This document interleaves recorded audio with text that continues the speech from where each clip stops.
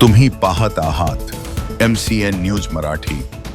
जळगाव जामोद तालुक्यातील आसलगाव येथील वाहन चालक व मालक अनंता मारुती इंगळे यांनी आयशर ट्रक फसवणूक प्रकरणात धक्कादायक आरोप करत थेट पोलीस तपास अधिकाऱ्यांवर खंडणी, धमकी व प्रकरण दाबण्याचा गंभीर आरोप केला आहे। या संदर्भात त्यांनी जिल्हाधिकारी बुलढाणा यांच्याकडे लेखी तक्रार सादर करत CID अथवा CBI चौकशीची मागणी केली आहे।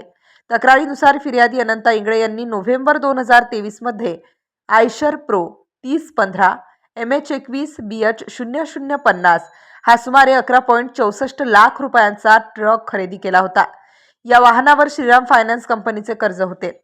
जानेवारी 2024 मध्ये सोहेल खान, आसिफ खान, शोएब अली, अकील मिर्झा व एजंट जावेद खान यांनी वाहन विक्रीच्या बहाण्याने सौदा चिठ्ठी करून ट्रक ताब्यात घेतला।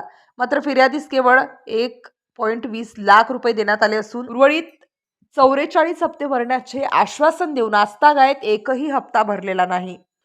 खोट्या आधार कार्डाचा वापर करून वाहन हस्तांतरण न करता तब्बल 13 लाख रुपयांची फसवणूक झाल्याचा आरोप फिर्यादीने केला आहे।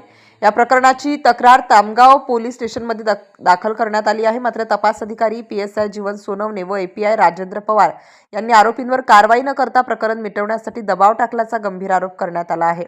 फिर्यादीच्या म्हणण्यानुसार तपासाच्या नावाखाली त्यांना स्वतःच्या खर्चाने संग्रामपूर, दर्यापूर, नागपूर, अमरावती येथे अनेक वेळा फेऱ्या मारायला लावण्यात आल्या।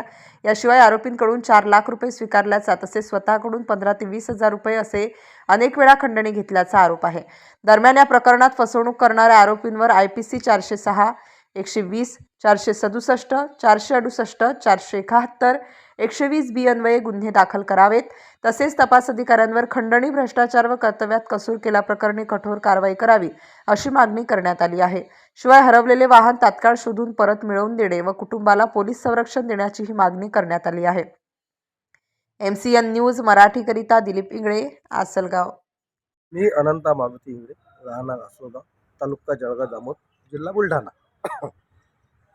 माझी आयशर गाडी 3015, गाडी नंबर MH21 BH 0050।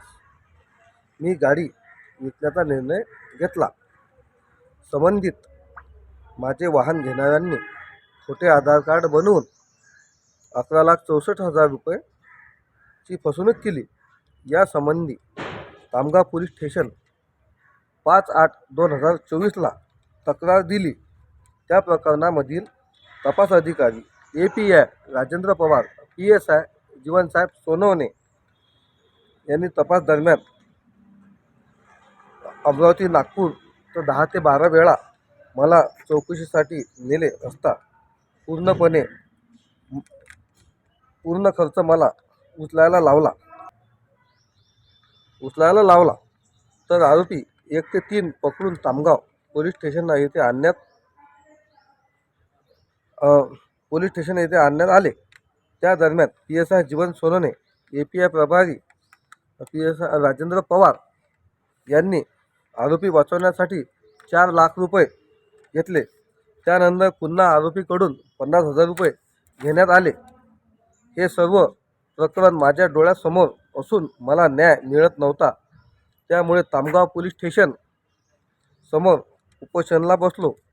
उपोषण दरम्यान जीवन सोनवणे, API राजेंद्र पवार यांच्याकडून धमकीचे सत्र चालू झाल्यामुळे मी माझे उपोषण मागे घेतले। त्यानंतर जिल्हा पोलीस अधीक्षक यांनी मला कार्यालयात बोलवले। त्या ठिकाणी तामगाव पोलीस स्टेशनचे कर्मचारी जीवनसाहेब सोनवणे SP कार्यालयाच्या आवारात पैशाची मागणी करून खोट्या गुन्ह्यात अडकून धमक्या दिल्या। त्या संपूर्ण प्रकरणात मानसिक व शारीरिक त्रास, आर्थिक त्रास होऊन मी स्वतः ऑनलाईन जिल्हा पोलीस अधीक्षक यांना लेखी तक्रार केली। तसेच जिल्हाधिकारी कार्यालय बुलढाणा येथे लेखी तक्रार केली आहे। मी अनंता मारुती इंगळे, मला न्याय मिळण्यात यावा हीच माझी विनंती।